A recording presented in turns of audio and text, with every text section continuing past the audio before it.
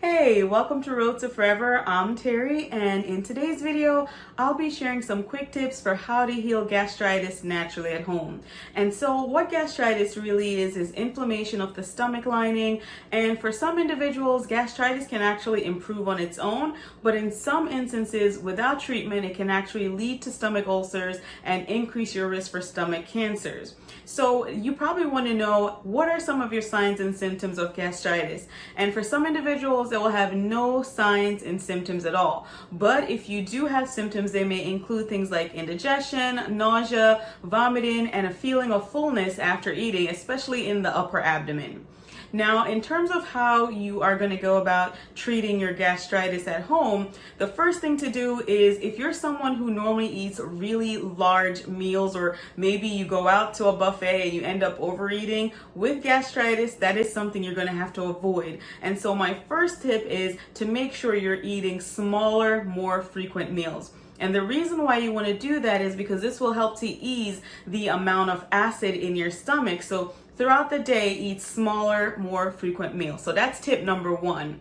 Tip number two to deal with healing your gastritis at home is to make sure you're eating foods which are healing to your gut. So I said that, with gastritis, one of the things you have is inflammation. And so one of the things you want to do is to follow an anti-inflammatory diet. And I have several videos on this channel about anti-inflammatory foods, and I'll make sure that I'll link them in the description box below, as well as links to all of the different products that I'll be mentioning to help to heal your gut. So in terms of your diet, you want to make sure that you are avoiding your raw vegetables. And so you want to eat vegetables that are steamed. So things like your cabbage, your cauliflower, your broccoli, your carrots, those are all great for helping to heal your gut during this time. Also, you want to have bone broth. Bone broth is great because it helps with healing the lining of your stomach. And so you can either buy bone broth in the grocery store, or you can make it at home. And so again, I've shown a video on how to make bone broth at home, and I'll make sure I link it down below in the description box as well.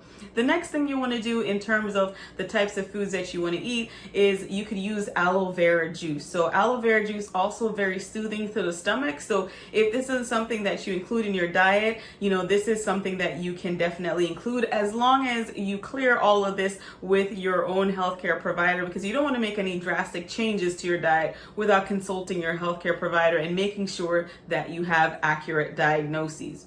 The next thing you want to do in terms of healing your gastritis is you want to avoid foods that are irritating to your stomach lining. So if you're someone who loves spicy foods, then you may definitely want to lay off the spicy foods, because those things are going to irritate the lining of your stomach.